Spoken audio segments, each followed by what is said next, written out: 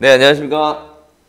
10월 25일 부동산에 관련된 아주 특별한 이야기, 부동산 별별수에 오신 여러분 환영합니다. 네, 오늘은 저희 방송에서 새로운 분 한 분 패널로 참석하셨는데, 네, 인사 좀 부탁드릴게요. 반갑습니다. 안녕하세요. 저는 신한은행에 근무하다가 퇴사한 후에 대출 상담 및 지원을 하는 쪽에서 일을 하고 있고요. 현재는 네오비즈 아카데미에서 전속 대출 강사로 근무 중에 있습니다. 반갑습니다. 별별수다. 사실 이 대출에 관련된 부분이 네. 굉장히 어렵더라고요. 알면 어렵죠. 가면 갈수록 복잡해지고 무슨 뭐 금융 시스템이 뭐 어쩌고 저쩌고 하면서 갈수록 어려워지는데, 이렇게 대출에 관련돼서 이렇게 누군가가 확실하게 이렇게 상담해 주시고 알려주시고 하시는 게 있다면 많은 분들한테 도움이 될 것 같아요. 안 그래도 이제 그런 생각들을 하고 있는데, 드디어 정부에서 발표가 있었습니다. 네, 10월 24일 가계부채 종합대책이라는 것을 발표를 했는데요. 뭐 계속 발표하겠다는 얘기는 있었어요, 그죠, 선생님? 네. 가계부채 대책이 좀 예상보다 늦게 나왔죠. 늦게 나온 10월 건가요? 말에 나왔으니까 9월 정도, 8월 원래 8월 가계부채 대책이라 그랬는데 가계부채 대책 대신에 파리 대책이 나와버리고 가계부채 대책은 10월 말에 나왔으니까 되게 많이 늦었죠. 그래요. 네. 부동산 관련된 대책의 일환으로 봐야 될까요? 지금 이 가계부채 종합대책 발표된 게? 그렇다고 봐야죠. 그렇다고 봐야 네, 되나요? 저는 그렇다고 봐야 된다고 해요. 다만 이런 거죠. 딱 이게 가계부채 대책이 사실 이제 어저께 오후에 발표됐는데 네네. 이 자료는 우리 그 전날 다 봤잖아. 네, 그러니까 이게 그래서 기자들한테도 엠바고가 또 커뮤니티나 이런 데 돌아가지고 저도 봤는데, 이제 아무래도 가계부채가 있는 입장에서 내 이름이 적힌 탈생부가 나오나 보다. 엄청 쫄았거든요. 나는 죽으란 소리구나라고 이렇게 생각을 해서 이 다주택자 가계부채를 들고 있는 다주택자 입장에서 그리고 또 이제 자영업자 입장에서 내 이름이 적힌 탈생부가 올 줄 알았는데 보니까 되게 따스하게 따스하게 왔나요? 따스하게 이렇게 좀 힘든 사람들을 배려하는 이런 정책을 하겠다, 그런 내용의 얘기가 많아서 탈생부인지 알았으나 마치 연애 편지를 보는 느낌으로 부드럽게 읽었다. 그럼 면제부예요? 괜찮을 거야. 뭐 이렇게 뭐 그런 느낌이 조금 살짝 포함된 어떤 문서였습니다. 그랬군요. 네. 이번에도 뭐 발표된 거 보면은 두툼해요. 네. 나름대로 또 여러 가지 분석 자료도 들어가 있고 평가, 대책까지 쭉 나와 있는데, 오늘은 그래서 특집으로 해서 좀 평상시보다는 조금 디테일하게 한번 접근해 보는 게 좋을 것 같습니다. 자, 그래서 시작을 한번 해볼 텐데요. 일단은 이번에 가계부채 종합대책에 관련해서 가계부채 현황에 대한 언급이 있었어요. 뭐 대출이 너무 많이 있어서 뭐 우리나라 금융에 관련된 전반적인 위험이나 리스크가 존재하는 것 같다, 뭐 어떤 특별한 대책이 필요하다, 뭐 이런 식으로 그 전에 얘기가 계속 흘러나왔었는데, 이번에 발표된 거에 따르면 이때 금융 시스템 리스크로 이어질 가능성은 굉장히 제한적이다, 뭐 이렇게 정리하고 있는 것 같아요. 그러면 뭐 그동안 했었던 거는 잘못된 얘기라, 뭐 이런 얘기인가요? 그러니까 얘기 나왔던 것들은 항상 부동산 대책이 보면 부동산이든 뭐든 이런 대책이 보면 우리가 이래서 문제다, 우리가 어떤 사람 어떤 상태냐를 항상 이렇게 조목조목 분석을 하거든요. 자료, 그러니까 통계 자료나 이런 자료를 놓고서 이제 좀 그 부분을 정리를 되게 잘 해놨더라고요. 그래서 저는 이거는 되게 공부해야 될 부분이구나. 그러니까 이번 부동산 이 파리가 아니죠. 가계부채 종합대책에 보면 이 앞부분들은 좀 꼼꼼하게 볼 필요가 있을 것 같고요. 관심 없으신 분들도 그리고 공부하시고 싶어 하시는 분들은. 그리고 이제 내용 자체는 보면 그렇게 심각한 상황으로, 가계부채 문제가 그렇게 심각한 상황으로 인식하고 있는 것 같지는 않아요. 전체적으로 보면. 근데 다만 이제 조금 문제로 보고 있는 게, 그러니까 가계부채가 근래 들어서 계속 상승하는 상승률 부분이 너무 높았기 때문에 이대로 두어서는 안 된다. 이 부분을 어떻게든 건드리겠다. 이제 그런 의지가 앞부분에 현황 분석해 놓은 부분에서 드러나더라고요. 그렇죠. 그래서 현황에 이런 얘기들이 나오고 있습니다. 최근 2년간 과거 추세 대비 2배 이상 빠르게 증가하고 있다.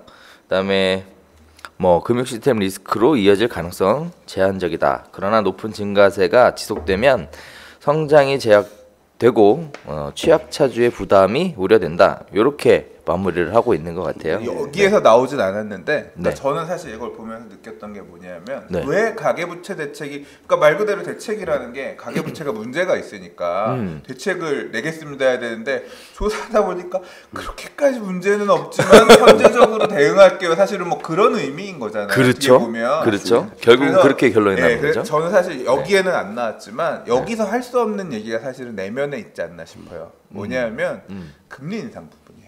그러니까 이게 금리가 올라갈 것 같아요라는 얘기를 하지는 못하잖아. 네. 그래서 이제 왜냐하면 미국이 금리가 올라갈 거다 떨어질 거다라고 하는 거는 대응의 부분인 거니까. 근데 정부 자체도 미리 좀 그런 부분을 고려해서 선제적으로 부채가 늘어나는 부분을 더 공격적으로 억제를 해야겠다라고.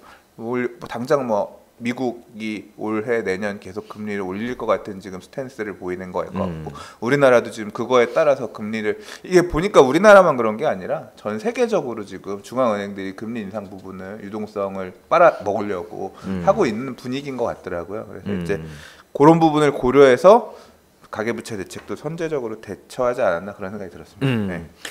자, 그래서 가계부채 관련된 얘기들이 그렇게 이제 정부에서 선제적으로 대응을 하려고 이런 대책을 발표했다라는 강 소장님 의견이 있었는데요. 가계부채가 증가되는 원인을 보면은 일단 금융 경기 활성화를 위해서 뭐 양적 팽창에 대한 부분이 가장 크게 주요하게 작용했던 것 같고, 그러면서 추가적으로 주택 시장이 호조를 보이면서 주택담보대출, 그 다음에 정책 모기지에 대한 부분이 증가해서 대출에 대한 부분이 늘어났고요. 그 다음에 또 인구 및 주택 시장 구조가 구조적으로 작용을 해서 대출이 늘어났다 이렇게 보고 있습니다. 그러다 보니까 이제 가계부채에 대한 특성에 대해서 나와 있는데요. 일단 가계부채란 뭐냐? 가계부채란 가계대출 플러스 판매 신용을 의미한다 이렇게 정의를 하고 있는데, 일단은 가계대출은 뭐고 판매 신용은 뭔지 우리 선생님 소개 좀 간단하게 해주실 수 있으신가요? 가계대출은 유형별로 그 주담대라고 해서 주택담보대출하고 네. 업권별로는 은행 중심으로 해서 보고 있는데, 지금 현재 총 가계부채 1,388조 원 중에 744조가 주택 관련 대출입니다. 아, 그래요? 그리고 이제 기타로 이제 신용으로 뭐 마이너스 통장 될 수도 있을 거고, 뭐 주택담보 이외에 뭐 병원비라든지 뭐 어떤 개인적으로 쓸 수 있는 비용들 있지 않습니까? 그걸 기타 대출로 나눠가지고 하는데 그것이 한 75조 원으로서 5% 정도 차지하고 있네요. 뭐 그렇게 보시면 주담대를 제외한 대출로서 기타 대출을 의미한다고 보시면 될 것 같습니다. 아, 그게 예. 판매 신용에 네. 대한 대출이다. 아, 그렇군요. 그러면 뭐 쉽게 얘기하면 뭐 신용카드 뭐 이런 거 그렇죠. 거기도 들어가고 뭐 네. 캐피탈에 뭐 신용 대출 받는다든지 뭐. 예. 아, 그렇군요. 그래서 주택담보대출은 최근 집단대출 증가로 인해서 가계부채가 또 많이 늘어나는 것 같은데요. 집단대출 규모가 무려 137조 원 정도 된다고 해요. 전체 일반 주택담보대출은 499조, 정책 모기지로 대출되는 게 109조. 사실 집단대출하고 정책 모기지 같은 경우는 이번에 이제 많이 늘어나게 된 건 아니잖아요, 그렇죠? 집단 대출은 많이 늘어났죠. 많이 늘어났나요? 왜냐하면 네. 이 집단 대출은 결국 건설회사가 일반 분양할 때 건설회사가 원래 그러니까 우리나라는 선분양 제도를 취하고 있으니까 네. 원래는 건설회사가 다 부채를 떠안고 자기네가 집 지은 다음에 다 지어주면 그때 이제 넘겨주면 그냥 가계부채가 되는 거여야 되는 건데 네. 분양하면서 중도금 대출 해주잖아요. 그렇죠. 그게 이제 여기 집단 대출로 잡히는 거잖아요. 이제 그런 부분들이 그러니까 지금 최근에 집단 대출이 왜 많이 늘어났느냐? 한 2, 3년 전부터 많이 분양했잖아요. 아. 그 물량들이 있고 앞으로 나올 애들도 있으니까 집단 대출은 늘어나는 거고 반대로 이제 분양 안 하면 공급 잔력이 오면 그때부터는 또 집단 대출은 줄겠죠. 네. 경기에 따라서 유동적으로 그렇게 적용을 하는 부분이죠. 네. 그럼 문제가 된다고 하는 부분은 그러면 일반 주택담보대출 499조에 해당하는 그 부분이 문제가 있다라고 지금 보는 것 같아요. 그러면 네, 그래서 그런 부분들의 내용이 있었습니다. 그다음에 비은행권은 상호금융권 대출 중심으로 증가하고 있다. 근데 상호금융권 대출이 뭐 일단 상호금융권 뭐 보험, 뭐 여신 전문 금융회사 뭐 이렇게 얘기를 하고 있는데 이게 우리가 흔히 얘기하는 이금융 얘기하는 거 맞죠? 상호금융권은 네. 이제 보통 일반 시중은행 말고 네. 수협이나 네. 농협, 네. 뭐 신협 뭐 이런 쪽인 것 같고요. 네네. 보험은 뭐 여러분들 아신다시피 뭐 보험회사고 여신 전문금융회사는 뭐 무슨 저축은행들 뭐 이런 쪽으로 생각하시면 될 것 같습니다. 아 그래요? 근데 보험에서도 대출을 해주나요? 그럼요. 아 그래요? 네. 삼성화재가 삼성생명 되게 공격적으로 하잖아요. 아 그래요? 네. 금리가 조금 비싸죠 은행보다는. 아 은행보다 비싸요? 예. 아 근데 왜 금리가 비싼 그런 은행을 선택하게 되는 거예요? 아무래도 그 제2금융권은 제1금융권에 비해 가지고 네. 그 규제가 좀 완화가 돼 있어요. 똑같으면은 그쪽도 먹고 살아야 되는데 네네네. 어떤 혜택을 좀 준다고 생각하시면 됩니다. 아 그래요? 네.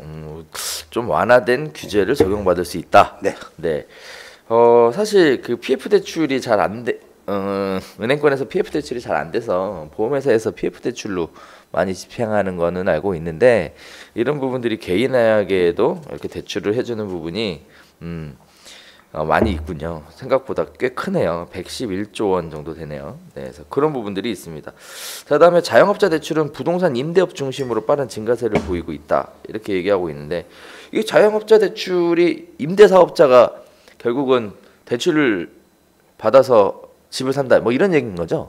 제가 잘 몰라서 네. 사실 방송하기 전에 여쭤봤는데 네네. 이게 이제 부동산 우리 주택임대사업자 이런 거 있잖아요. 그런 네. 거 내면 이게 우리는 내가 생각할 때는 그냥 나 집인데 지금 전세 받고 있는 집도 월세 받고 있는 집인데 이렇게 생각했었는데 그러니까 이렇게 만약에 내가 대출을 받아서 세를 주고 있으면 이거는 가계부채. 근데 내가 이거를 주택임대사업자를 등록하고 사업자 등록 내고 구청과 주택임대사업자를 내서 사업자인 상태에서 대출을 받으면 이게 사업자 대출이라는 거예요.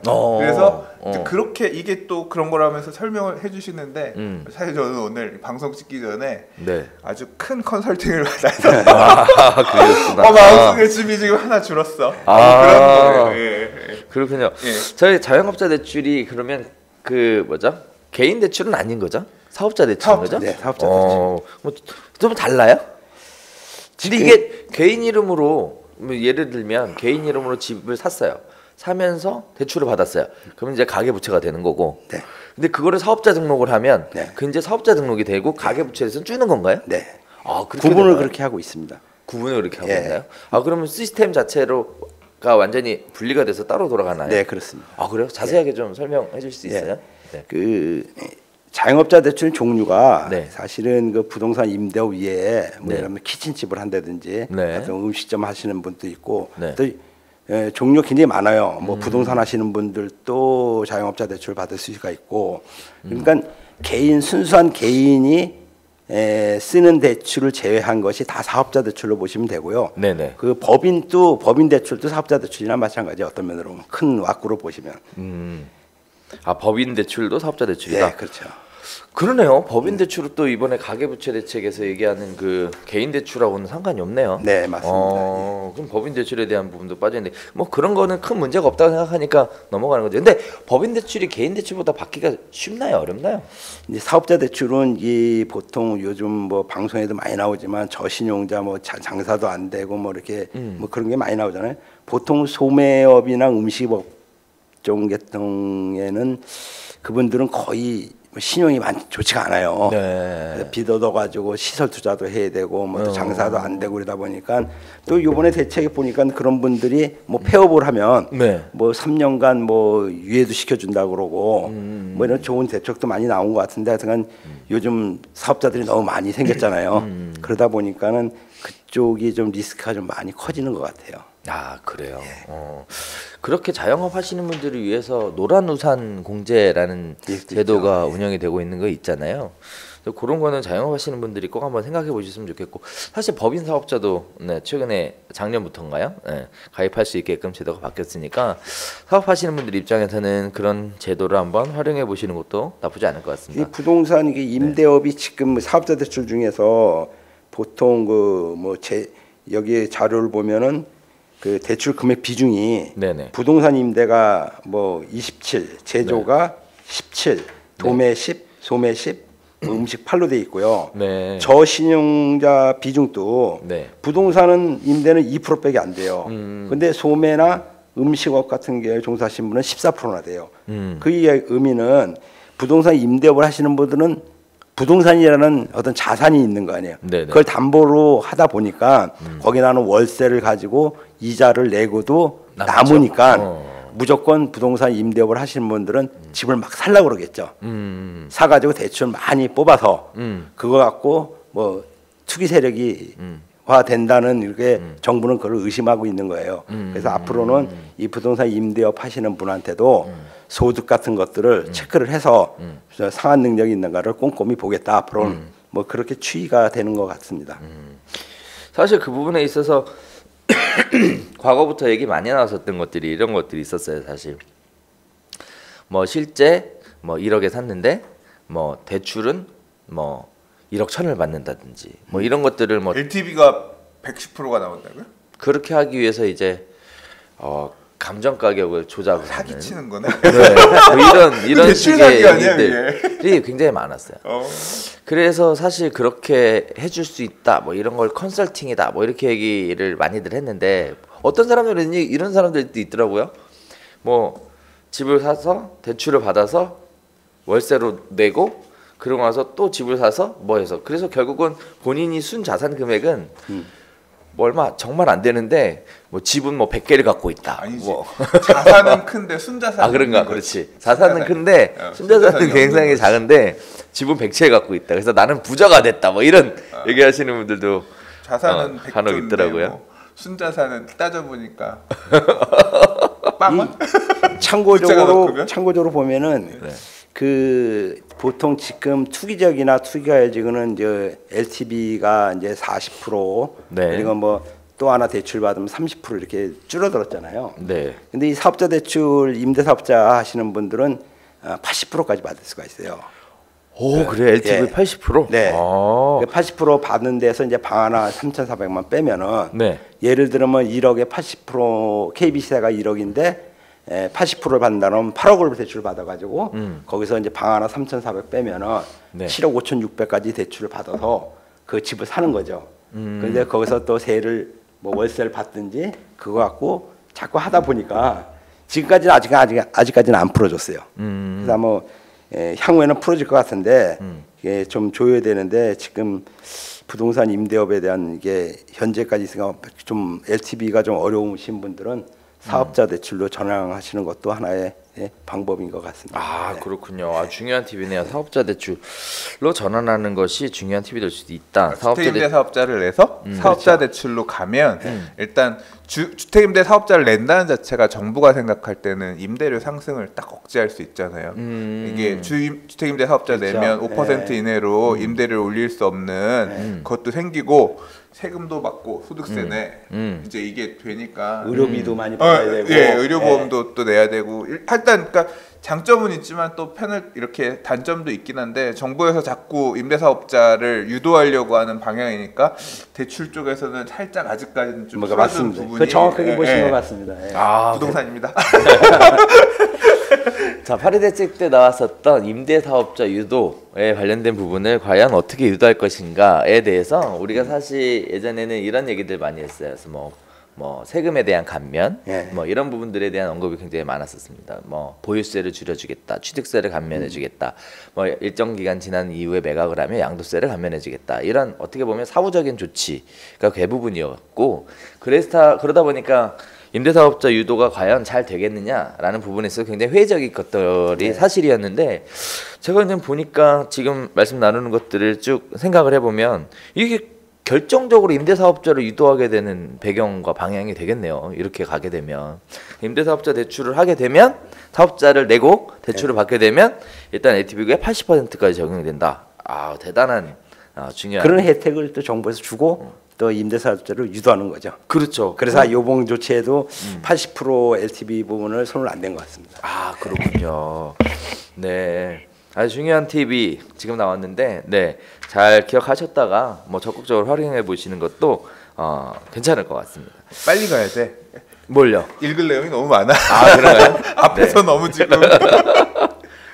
자, 그다음에 가계부채 차주 특성에 대한 분석이 있었는데 상환 능력이 되는 사람, 좀 부족한 사람, 뭐 이런 부분들에 대한 구분이 좀 있었습니다. 아무래도 정부에서는 상환 능력이 부족한 사람들이 이제 나중에 이제 문제가 생기는 것들을 막고자 이런 분석을 했었던 것 같아요.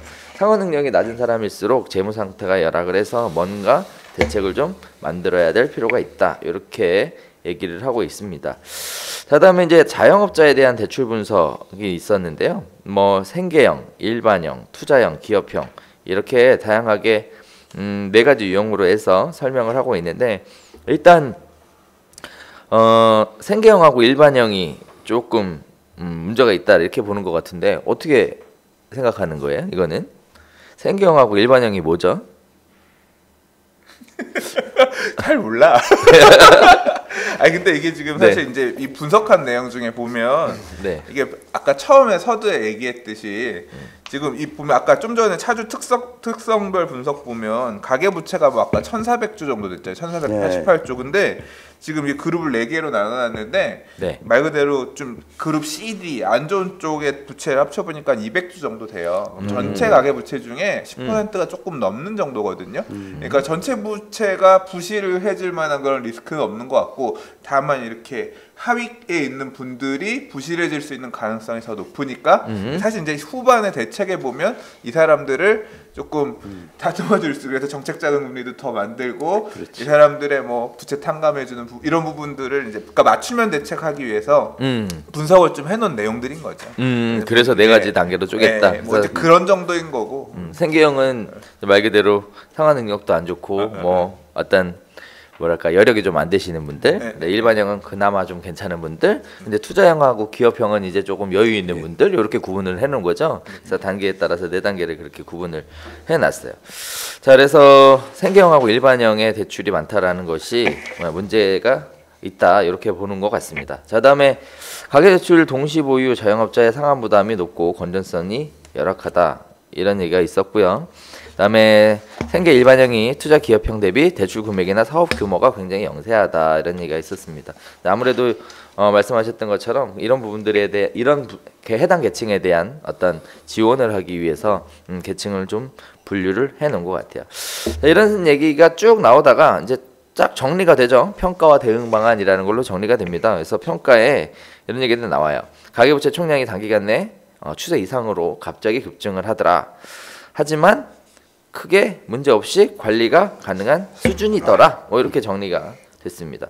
다만 이제 아까 얘기했던 계층에 따라서 그런 부분들이 부담을 느끼는 그런 차주가 이제 돈 빌린 사람 얘기하는 거죠. 그렇죠. 네, 차주들이 부실이 될 가능성이 존재하더라. 뭐 이런 얘기고 여기서 얘기하는 금리 및 경기 변동이라는 얘기를 언급하는 걸로 봐서는 지금 금리 상승에 대한 어떻게 보면 좀 미리 안전장치를 만들어 놓는 이런 부분들도 이 대책 안에 적용이 되어 가고 있는 것 같습니다. 자, 그래서 대응에 대한 기본 방향은 종합적인 접근을 통해서 해법을 모색해야 되겠다. 그다음에 특성별, 돈을 빌리는 사람의 특성별 분석에 따라서 맞춤형으로 가야 된다. 그다음에 채무자가 나가 떨어져서 난 배째라 뭐 이렇게 하는 도덕적 해이를 최소화하기 위해서 방법이 좀 필요하다. 그다음에 취약 부분에 대해서는 타겟적으로 대응을 하고 서민 실수요자는 또 이러한 대출 규제 때문에 피해를 받지 않게끔 그렇게 해줘야 되겠다라고 해서 이제 구체적인 대응 방안이 3대 목표 7대 핵심 과제 이렇게 발표가 됐습니다. 3대 목표 7대 핵심 과제 이 보면은 여러 가지 다 모여 있는 것 같아요. 그래서 전반적으로 큰 그림은 여기서 다 그린 것 같은데요. 일단 3대 정책 목표는 취약차주 맞춤형 지원을 해주겠다. 두 번째는 총량 측면의 리스크를 관리하겠다. 세 번째는 구조적으로 대응하겠다. 이렇게 3가지를 가지고 7개 핵심 과제라는 것을 만들어 줬습니다. 그래서 이렇게 보시면 일단은 정부가 기존에 생각하고 있었던 가계부채에 대한 부실의 문제가 이렇게 해결하겠다라는 것으로 일단락 되고요. 정리가 좀 돼 가는 것 같고요. 자, 이제 구체적으로 세부 추진 과제에 대해서 살펴봐야 될 텐데요. 그래서 이제부터가 본격적인 얘기가 될 것 같아요. 기본적인 설명은 다 드린 것 같고, 자,